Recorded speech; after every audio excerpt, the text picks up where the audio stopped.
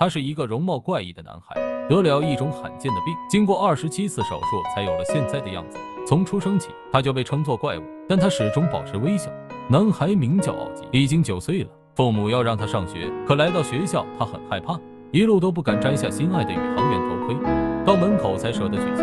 果然，当他走进校园，瞬间被人盯着看，还有很多同学觉得他有传染病，选择躲开。一路走来都是这样。他走进班级，同学瞬间停止打闹，老师让奥吉自我介绍。他其实心里很害怕，但他扭不过老师，开始介绍自己。他说自己喜欢星球大战。一名官二代直接补充，他长得很像这个角色。吃饭时，这名同学又来找茬，还说他长得像个怪物。这是奥吉第一次被人霸凌。之后，他们开始肆无忌惮，不再掩饰对他的厌恶。大家不想离他太近，因为他长得不一样。奥吉重新戴上宇航头盔，心里很难过。他问妈妈 How do I have to be so old？ 妈妈却说你一点都不丑。奥吉说 You just have to say that because you are mom。妈妈却说我是你妈妈，所以才了解你，你一点都不丑。可奥吉还是会被盯着看，还是被欺负。但凭借家人的安慰和鼓励，他坚持了下来，开始在课堂勇敢举手，甚至走上讲台做起实验。这天老师要随堂测试，大家都有苦难言，一位男孩甚至感到了绝望。就在快要下课时，奥吉看出男孩的尴尬，故意拿出试卷让男孩抄。男孩也在吃饭时跟奥吉坐在一起。整个学校，他是唯一一个敢靠近的人。奥吉说不想被人看着吃饭，自己的吃相很像爪子里的乌龟。You joke me too。男孩觉得奥吉挺好玩，他有了第一位朋友杰克。有奥吉这样的家人可以说是不幸的。他的姐姐从奥吉出生，仿佛瞬间失去了父母的爱。他们每天都在陪着弟弟，所有事情都是围着弟弟转。但姐姐很爱他，不管家里怎么对他都没有任何怨言。他有一个疼爱自己的奶奶，奶奶说最疼爱的就是他。当他问弟弟，奶奶却说 But he has a lot of angels looking out for him。 他也最喜欢奶奶，可奶奶去世了。他经常独自来到海滩，因为是奶奶的爱让他变得坚强。这个女孩有着不为人知的善良和勇敢。这天她没能按时回家，妈妈本来挺生气，可得知女儿去了海滩，她的语气温柔下来。原来不知不觉亏欠了女儿好多，于是她决定让女儿请假。第二天万圣节，她留下来陪女儿。万圣节到了，这是奥吉最喜欢的节日，因为可以一直戴着面具，他可以抬头挺胸地走路。可当他走进教室，听到了杰克跟同学的对话 If I look like you, I swear I put a hood over my history. If I look like you, I think I kill myself. Toshmanus me to be a welcoming body and follows me on the way。 他伤透了心，然后离开知道消息的妈妈，赶往学校。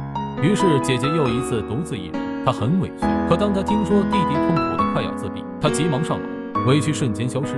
他故意打扮好来到弟弟房间，要让弟弟陪他去过万圣节。可弟弟心态崩溃，还大喊让他出去。他坐在弟弟旁边耐心安慰，看到他的情绪好些，跟他说出了心里话。她说自己闺蜜这几天突然不跟她玩了，因为闺蜜在夏令营有了心。人是会变的，谁都免不了遇到这种事，但是咱们姐俩是彼此最好的朋友。姐姐的话终于让奥吉走出自卑。上学后，奥吉不再跟杰克玩，因为杰克不知道自己为了虚荣说下的那段话毁了他们的友谊。于是杰克就跟官二代混在一起，可他们说话刻薄，只懂得炫耀，这让他感觉很别扭。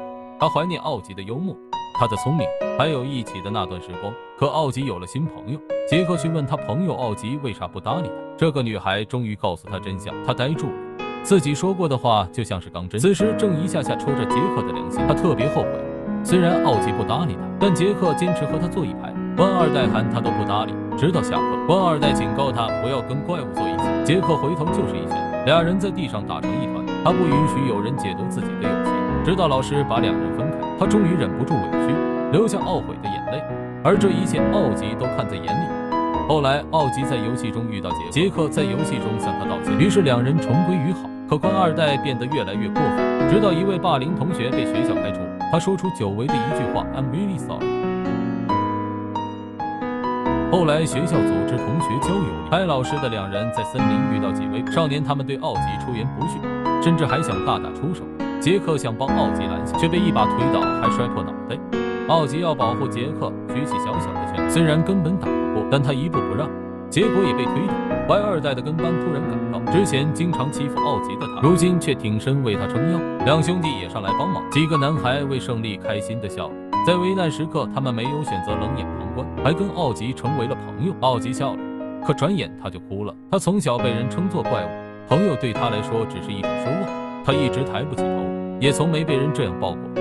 如今他靠自己的努力换了一切。心灵这张地图给我们指引前进的道路，而外貌这张地图则记录我们走过的路途。这张地图从来不丑陋。我是然姐，感谢您的观看、点赞、分享。